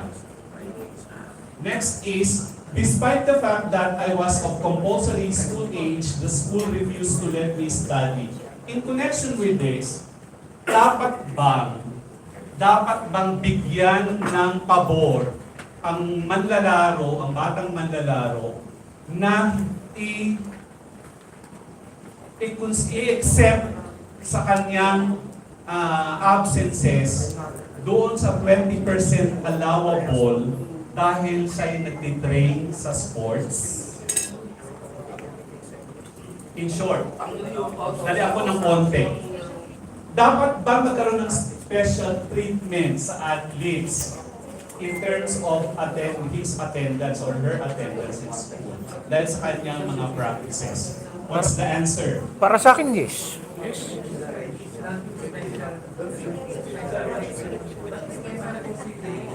Very good. That's the term. Special consideration.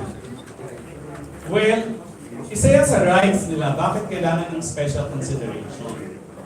because of the right to development. Kailangan magpatuloy ang kanilang pag-aaral.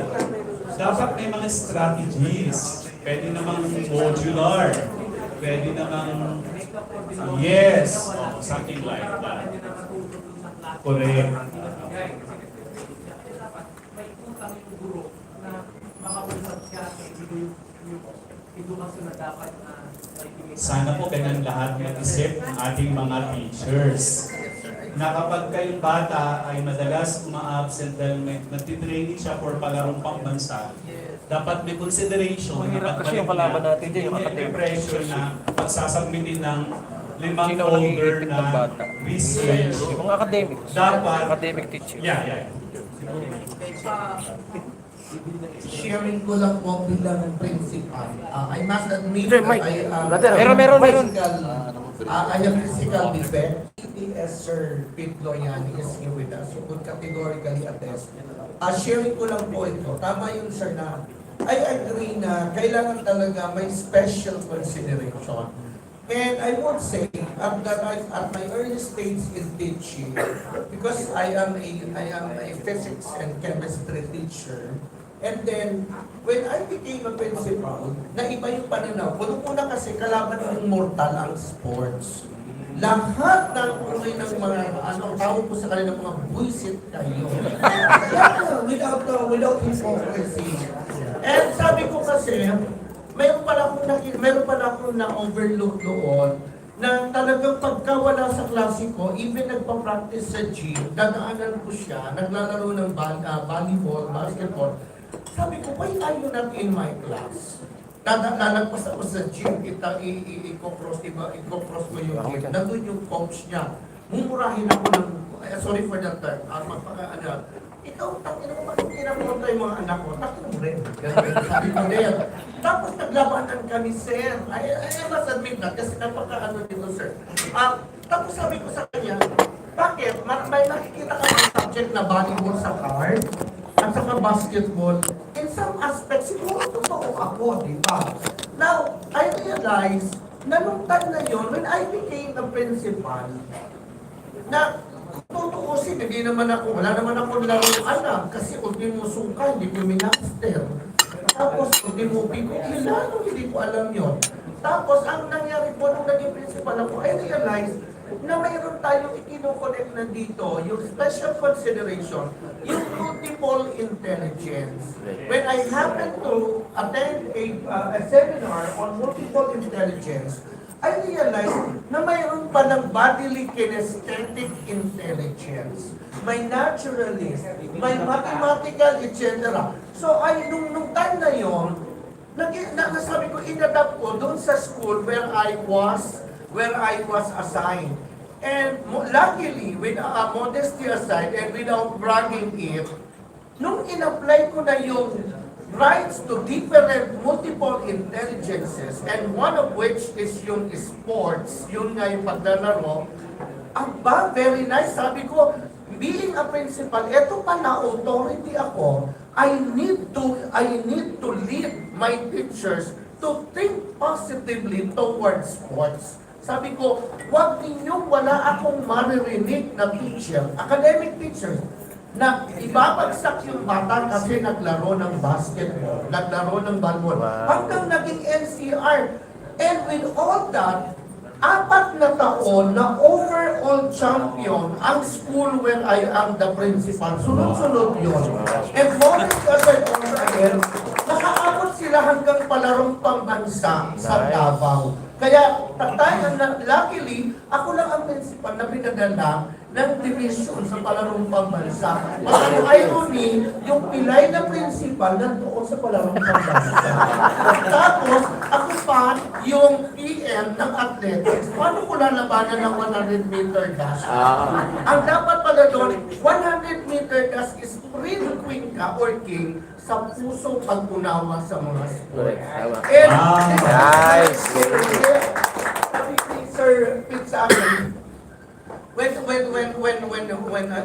they were choosing kung sino ipapadala dito sa NCR meeting, seminar, I heard from him na siya talagang kasi ikaw yung mismong nakaranas ng paano mo minahal yung mga bata. And I realize, kahit sa laro, kahit mainit, sasabihin ko, iiwan ko yung assistant principal ko, sandali lang, antayin, ikaw muna dyan, pupunta ako dun sa laro, gusto kong makita yung laro ng mga bata. And ako na mismo nagsasabi, sige, go. Aba, nag-champion din talaga yung mga bata. So it's a matter of giving really special consideration. Because, malay natin tayo, maging basketball yan, maging Hindi pa nakauna kayo. And then all of a sudden, maging milyonario. Eh kayo mga teacher, kung milyonario ang teacher, 27,000. Yung sports na basketball, million. Paano natin may tatapatan yun? So, yun lang po, and thank you so much. Papalitan na siya. Thank you so much for that. Galing na, sir. Thank you. That's the beauty of understanding. Minsan, Bigyan ng jacket si sir! mas importante Bigyan ng jacket! yung nakakaunawa kaysa sa nakakaalam. Naiintindihan niya yung kondisyon. Akala ko, ang tagal-tagal ni sir eh. Ayan po yung aking principal. Okay, palakpakan po natin sa salamat. Alright. Thank you. Ito ko And, Dati po yes. speaker, no? Pero pag pupuntahan niyo po yung eskwelahan ng Kalayaan National High School, para po sa akin, pang ISO na po siya. Wow. Doon sa eskwelahan, kami, mga supervisor, di ba tayo, nagmumonitor. Pag umikot ka ng school, makikita mo yan sa CR. Ang CR po ng eskwelahan, mabango. May salamin. May bidet. Ilang population mo lang nasa ilan yan? Ang population is almost 4,000. Nandito sa day. Pero pag pumasok ka na CR, yung day po yung mabango. Maraming salamat po. Okay. So last example po ng right to protection. I am vulnerable to sexual harassment while participating in sports activities. Is this true sometimes? Yes. Kaya nga nagkaroon ng policy noong 2019 na dapat separate ang coach sa players, sa athletes. Kasi doon nangyayari yung mga sexual harassment. Advancement. Alright, next please. Then the right to participation. I am a member of an athletic club. Dapat ganun ang motivation natin sa mga estudyante. Na hindi dapat more on competition, more on varsity ang thinking. So at least yung leisure recreational activities as part of the athletic club, that can be encouraged to our learners. And the school involves me in the planning, organization, and execution of project. Tanda po natin na yung right to participation is very important. Example, yung coach at saka yung athlete. Pwede ba makinig ang coach sa athlete sa kanyang mga insights? Dapat bang nakikinig ang mga coaches sa kanyang mga athletes as regards mga recommendations? Yes. It's the right. Pag sabi kulang allowance, dagdagan. Yes. Alright, next please. Hindi mo na control yun. And the right to survival. So I train and compete in safe and healthy environments. CWD pala. Nung ako pa yung principal, ayun, gusto kong ibigay na example yung sinasabi ni Sir Joel. Yung kanilang estudyante ay hindi patutulugin sa school at patutulugin nila sa mansyon, sa hotel. And I like it because naiintindihan nila yung kondisyon ng bata. May pera sila Pera eh. yan eh. May pera sila Pera eh. yun. Pero pag tinignan ninyo, Eh, wala kami nun eh. hindi lamang pera ang tinignan. Una pa rin yung mabigat pera. ang tinignan nila yung Una pa rin kondisyon yung- ng bata. Una pa rin yung pera, brother. Una. Huwag tayo maging ipokrito. Una pa rin ang pera. Kasi kahit gusto namin Ako mabigyan ng pera eh. patutulugin ko sa Hindi sugo. patulugin Oh, ko sa sugo. Sugo natin patutulugin. Oo, brother. Alright, another example, athletes have access to health professionals. Ito yung nakakalungkot eh. Ito yung challenge, isa sa mga challenges natin. may mga athletics natin, athletes natin, pagka umattend or sumali sa competition, minsan wala man lang magmamasahe, wala man lang kasama therapies, merong PT, walang nutritionist dietitian, sports psychologist. Alam niyo po, may kinakapatid ako. Kung sino rito yung galing sa UP, sa Human Kinetics, sa sports science, siya po ay sports psychologist ni Obiena. Ang mahal ng sahod niya bilang sports psychologist. Kasi ang tinitrain niya puro mga Olympians. Well, 500,000 ano lang naman. Grabe. Pesos. Kapatid ni Boss Johnny? Hindi po. Shirley Kasuga. Ah, Siya akala po ay ko. sports psychologist. UP graduate siya ng sports science. Mahal. Tapos, nagtuloy siya mag-doktor ng psychology. Tapos, sports psychology ang kanyang expertise. At ang kanyang tinitrain, ang kanyang mga kliyente ay mga Olympians. Grabe, mahal ng sahod. So, siyempre iba po kasi ang training ng psychologist sa mga sports. Iba po yung mag-isip eh. Iba ang preparation din nila and conditioning. Kaya nga minsan nakakalungkot eh. Titignan din dapat ng mga TNs and ATMs sa mga sports events. Ito bang player na to ay over-events na? Tama. Sa athletics, ilan ba ang pinapayagan na events lang? Sir, 3 individual events and 2 relays. Hanggang doon lang kami. Pero meron mga nangyayari na over Sa bata, no? events ang mga athletes. Oo. Sa NCR, sir, hindi pwede kasi naano namin yun eh. Na-check namin. Sa lower meets, madami. Na sa kagustuhan sa lower mix na matapos Yes, agad sa NCR wala. events, Oo, sa lower mid eh. ginagawa, sinasagad yung strength ng bata. Yes, sir.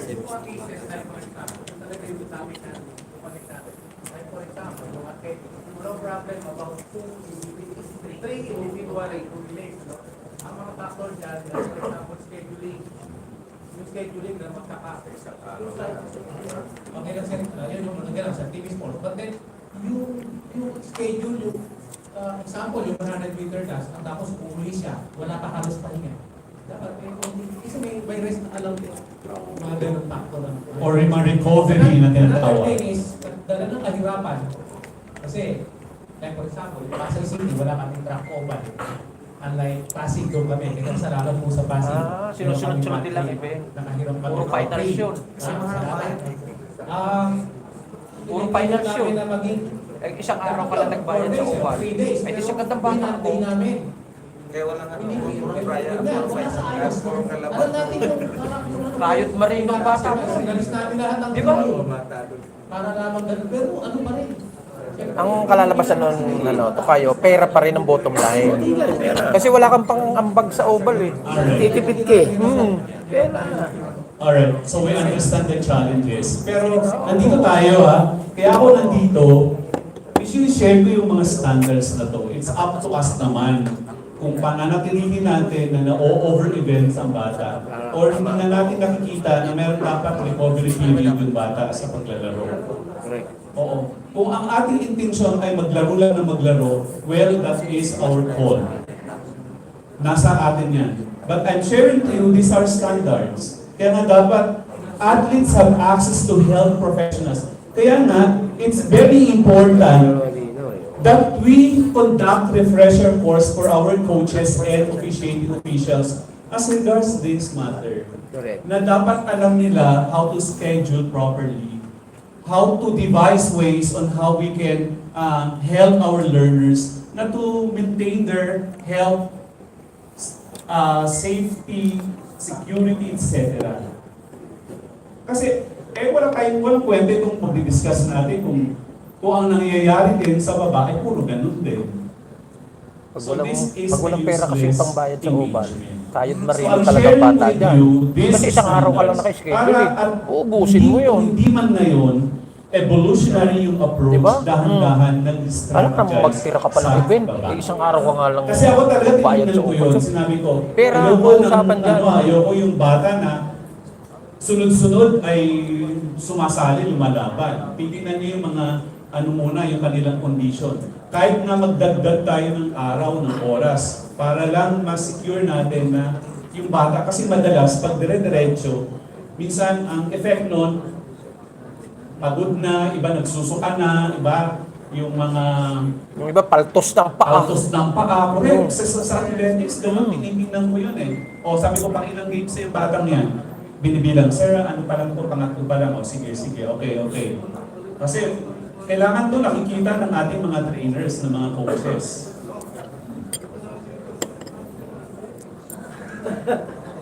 Hindi naman po ganun lagi ang solusyon. Kaya nga po sinishare natin, hello? Brother. Hello, yan, okay na. Napalitan ko na eh. Yan pa rin eh. Kapag lagi tayong defensive sa ating mga policy, mahirap po talaga yun. Kasi, dapat bilang adults, nakikita natin o ano bang nararapat para sa atin at para sa bata lagi. Dapat nagkakasundo yun. Hindi pwedeng tinitingnan lang natin lagi yung ating side, yung ating part. Tinitingnan natin both yung condition. Ayaw na yata ako. Next, last. Right to development. Alright, so napakadali lang po nito. Ang ibig sabihin ko nitong rights na to, kahit ano pang gawin ng bata, kung natututo siya dahil sa kanyang paglalaro, dapat din hindi niya nakakaligtaan yung kanyang rights para makapag-aral at makapagtapos. I have to change this. Ganun pa rin eh. Hello. Yeah. Alright, next please. Sabi nila magastos talaga ang pag-train. Hello. Okay na yun. At least ngayon, alam nyo na ngayon. Kasalanan nyo na ngayon to. Joke. Next. These are our guiding principles in child protection and safeguarding. Ito'y applicable sa lahat. Lagi po nating tatandaan, ang pinakamahalagang guide natin or prinsipyo kapag we deal with our athletes, it's always the best interest of our athletes or child. So kunyari, kung tayo ay nagpaplano para mag-conduct ng palaro, lagi natin titingnan, ano ba yung plano natin para ma-secure natin na safe yung bata at secure yung bata.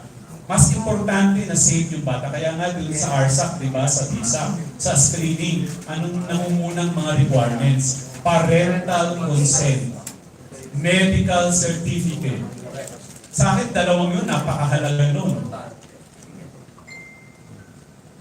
Kasi ang tinitingnan natin guiding principle doon is the best interest of the athlete or child. Sabi ko na nga ng athlete para may kinalaman sa athlete.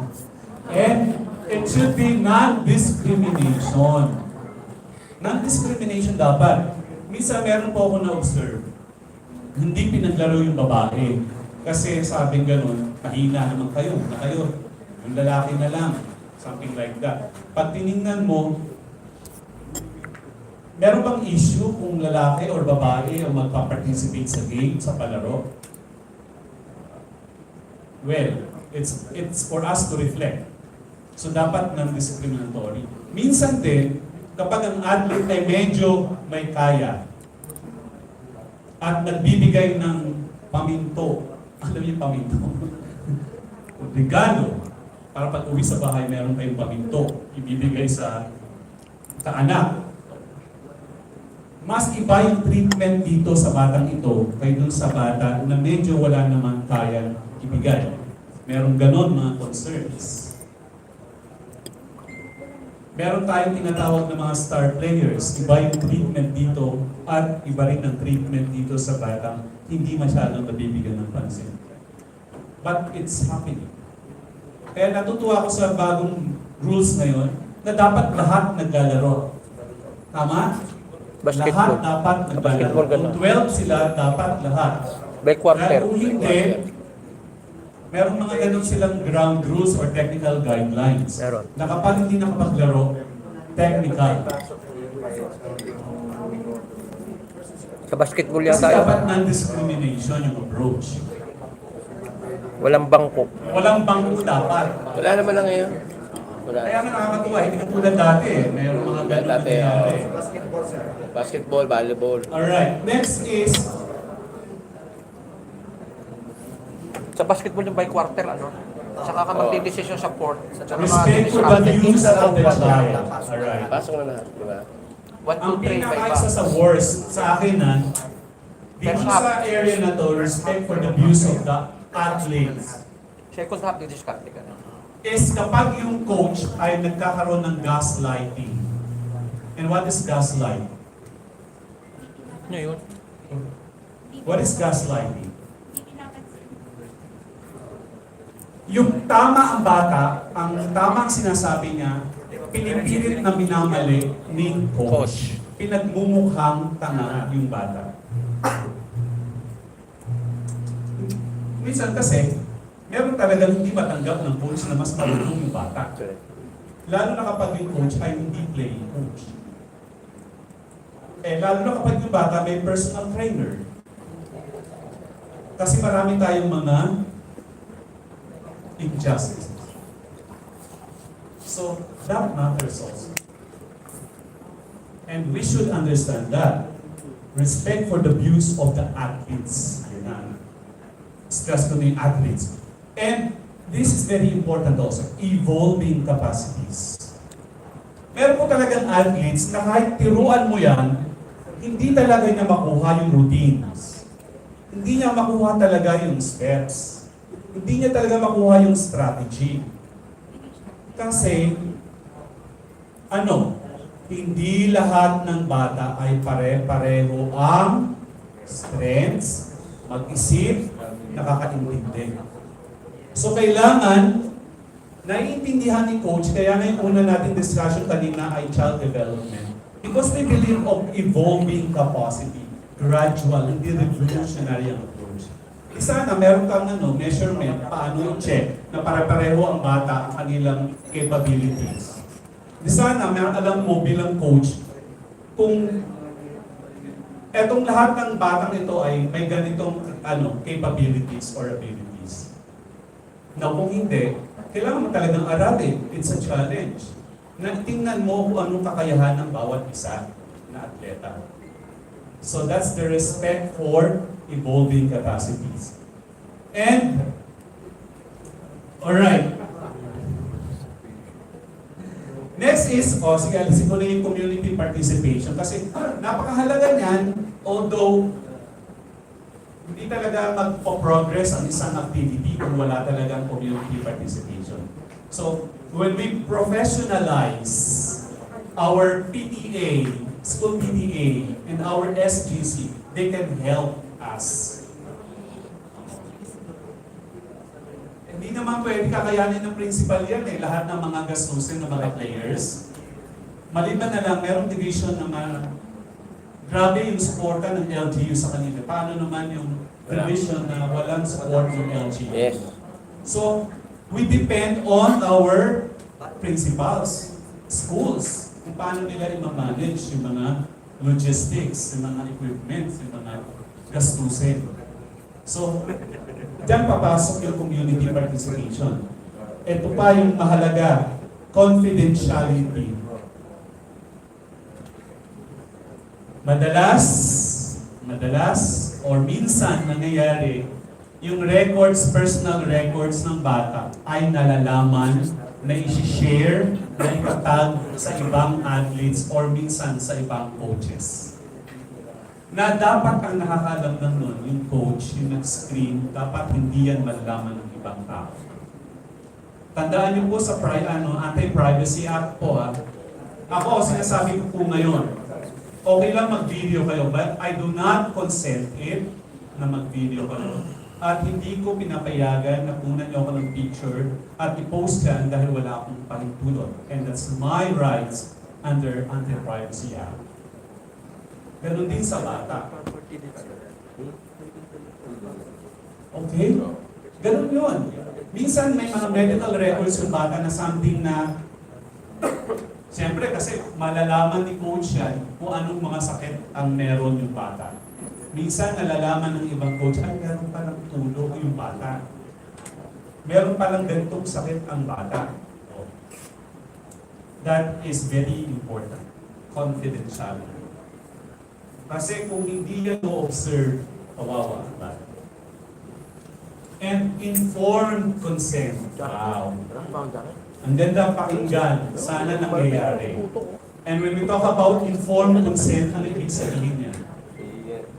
We as adults, wala tayong karapatan na magbigay ng kung anumang solusyon sa bata. Dapat ginaguide lang natin sila. And we give those mga consequences, mga magagandang pwede mangyari, and let them understand kung anong dapat nilang pinipili. Hindi dapat tayo nag-i-insist ng anong dapat para sa kanila. Ano? Yes! Yes! Yes! I know that's new to you, but it's yes. Karapatan nilang maintindihan base sa pagpapaliwanag natin. Hindi para i-insist sa kanila ang gusto nila at ang gusto natin. Yes. Yun ang pagkakaiba ng may konti kaming background dito sa mga standards na to. And napakahalaga talaga ng code of conduct. So ano ba yung mga procedures? May code of conduct dapat ang coach at saka ang player. Ano yung mga parameters? Hanggang saan pwede? Ano yung mga limitations? Hanggang saan dapat? Up to what extent pwede makialam si coach? Oh, I'm sorry for the word. Mag-intervene si coach. Hanggang anong extent pwede sumagot si bata, si athlete sa coach? Ano yung mga behavior ni bata kapag nakikitungo sa kanyang coach or sa kanyang mga tournament managers? Kaya nga, di ba, may mga kaso na pinapastos ni athlete si coach. Ano bang reason? Baka hindi malinaw ang kanilang code of conduct or proseso or guidelines. Dapat kasi sa pagdating pa lang, or sa pag-assemble pa lang, organize pa lang ng club, pag-organize ng team, dapat malinaw na i-present ni coach ang mga rules and responsibility. Example, kapag wala ni isang nababanggit si coach na mga rules, mga accountabilities ng mga athletes, ano ang magiging grounds ng bata? Anong pangahawakan ni coach? Wala. Kasi kanya-kanya na ng diskarte. So it's important that we create a sort of guidelines, protocols for our learners. Minsan pa nga kailangan may protocols, may behavior, may code of conduct para sa parents. Hanggang saan bawat organization ng school. O pwede silang umupo at tingnan anong nangyayaring ganito, ganyan, ganyan. O, pero it's always the head, the school head ang may karapatan. Oo. Para mag-approve at mag-disapprove. Kung hindi niya gusto yung sinasabi niya doon sa athletic club, hindi pwede. It's up to us. Meron din tayo, depende sa amin po sa City of Marikina, meron po kami ginawang code of conduct po. Kaya magugulat kayo. Dahil nandun yung mga protocols, yung logarithm, kung paano i-handle yung bata. Ano yung approach, ano yung gagawin, yung responsibilities ng coach at saka ng mga athletes during malaking pambansa sa Marikina. At bibigyan ng kopya ang mga regions in advance para magkaroon sila ng orientation sa kanilang mga delegates. Sana kasi sa bawat division or bawat school dapat may mga code of conduct. Valenzuela, brother, meron kami niyan. Very good. Oo. Meron. That's my man. Sige. Okay, malapit na akong matapos. Meron kami niyan. Next, please. Di ba, Diyos? Recess. Ano ni Joshua yun? Alright, next. Bata ko rin yan eh, Joshua. Aking galing yan eh. Next, Sa Kaloka na. please. Oo, sa Kaloka. Eh, bugok yung hepe eh. Ayan po yung sasabi Pinakawala. ng UNESCO, Bugok yung The hepe eh. UNESCO Charter Pinakawala. postulates that the practice of Kung sa akin physical napunta, hindi ko pa education, kakawala physical yan. activity, Nasa akin and pa rin sports yan. is a fundamental right for all. Yan ang ha? And Article 25 of the United Declaration of Human Rights, or Universal Declaration of Human Rights, states that everyone has the right to a standard of living adequate for the health and well-being of himself and his family. So, ayan po yung ating mga legal basis. Next, please. Athletes' rights inspired by the Universal Declaration of Human Rights, and this was adopted by the International Olympic Committee. So, ito yung number 1. So, practice sports and compete without being subject to discrimination on the basis of race, color, religion, age, sex, sexual orientation, disability, language, political or other opinions, national or social origin, property, birth, and other immutable status.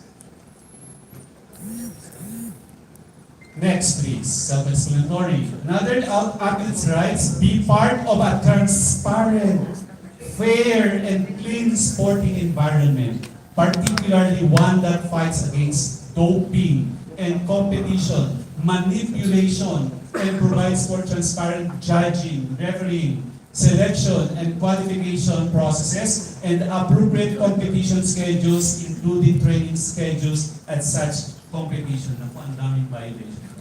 Sa selection pa lang, maraming issues. Sa scheduling pa lang, maraming issues. Oo, marami naglaro, wala sa date eh. Ay, Diba? Wala sa date. sorry na. Valenzuela lang ang malakas. Wala sa date. Wala. Next. Sabi ko sa inyo eh. Advocates Access general information on the athlete and competition-related matters in a timely and clear manner. Meron kaming nakita rin na isang observation na minsan hindi alam ng bata bakit siya natanggal. Di ba yan? Bakit nanalo Isang yung oras hindi na. dapat manalo? 1 hour and 40 Hindi minutes na. na-explain ng maayos. Mamaya, i-charge ko na yan. Wala na. Todas na battery dyan. Katulad ng mga nadi-DQ without explaining them the reasons. Okay. So ito yung ating mga reflection.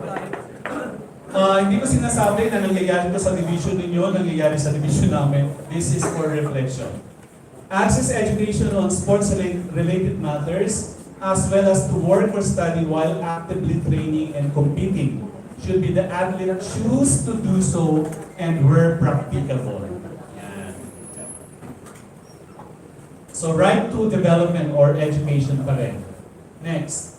Leverage opportunities to generate income in relation to their sporting career, name, and likeness while recognizing the intellectual property or other rights and rules of the event and of sports organization. Meron din kayang nangyayari na yung allowance para sa athletes ay hindi napupunta sa athletes at kung saan napupunta. Oh yes, oh. Siguro. Oo. Baka Sometimes nangyayari. baka sinupot ng coach. Ay, sabi ng iba rito most of the time daw. Oh. I do not know the explanation. Siguro lang. Siguro lang. Sa amin may nangyari, pero kinausap ko yung coach. Bawal. Or explain mo sa parents bakit gano'n ang inyong arrangement. Nakabono. Kung nag-abono, it's our challenge kasi na hindi mo dapat shoulder sa bata yung expenses. Kasi yeah. Correct. Fair and equal gender representation. Fair and equal representation. So that's self-explanatory. Next, please. The protection of explanatory. Next, please. The protection of mental and physical health, including a safe competition and training environment and protection from abuse and harassment. Yes, ma'am, that's it. And report unethical behavior without fear of retaliation. Minsan talaga yung mga bata hindi na nagsusumbong na kung sila'y nakaharas kasi alam nila natatakot sila. Pangalawa, pag susumbong wala rin naman mangyayari. And yun yung nakakalungkot. Ewan ko, pag sinumbong ako ng estudyante nito, yari sa Kaya akin na yung ito. role ng Child Protection Committee sa palaro ay grabe mabigat. Yari. Hindi po natin sinasabi na bawal na lahat. Pero siyempre, ito po ay batas. Tama. At wala po tayong magagawa kundi sundin Sumunod. ang Oo. batas. Kaya tanda mo. Maliban na lang kung kayo na ang namumuno at pwede mo nang ipa. Ano mo ha? Kaya mag-ingat-ingat ka sa teacher Kaya mo. mag-strategize. Maraming ways. Pati teacher, Next, tinapay please. mo. Matatapos na ako, yes. Abutin na natin ang tanghalian. Privacy, including protection of personal information, as I have mentioned. Freedom of expression. Due process, including the right to fair hearing with a reasonable time by an independent and impartial panel, and the right to an effective remedy. So, start na tayo. Alright, next please. Okay, so this is the second to the last slide. What's the message? Child rights or athletes' rights are everybody's Yes, tama. business. It's not only the business of DSOs. Saan ba ilalagay? At syempre, hindi lang to business ng principal. Ay, makinig ka, At ng principal. mga coaches. Everybody's business. Yes. Next. Oo. Last. It's better to Ito, lie. maraming kasong Well, harassment. I end my presentation with this.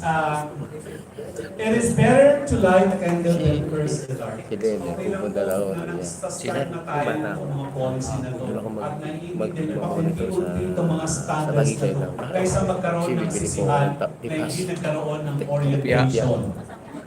Meron daw yung concept pa yan. Importante, so I Ay, congratulate pupunta ako. Caloocan City and Quezon City for conducting an orientation on child protection. Hoy, hoy! Safe Teka, driving. teka! Bakit ba sila? Meron ka kami na una. Sino ba una nagpalaro? Oh, hindi. Totoo. Bago nyo ginawa yan, tapos na kami. Ako na ka nga, wala ka naman child protection. Eh, meron! May transportation. Meron! For that, thank you so much. Yes! Kahit pala late ang Quezon City, may ganun pala. Oh, kaya nga may kaso kami eh. Kaya nga may kaso, di ba? Kaya nga may kaso eh. Walang turuan. I just have a comment po kay Sir Villamor. Bago po kasi ang ASA. Brad, akala ko di kayo speaker.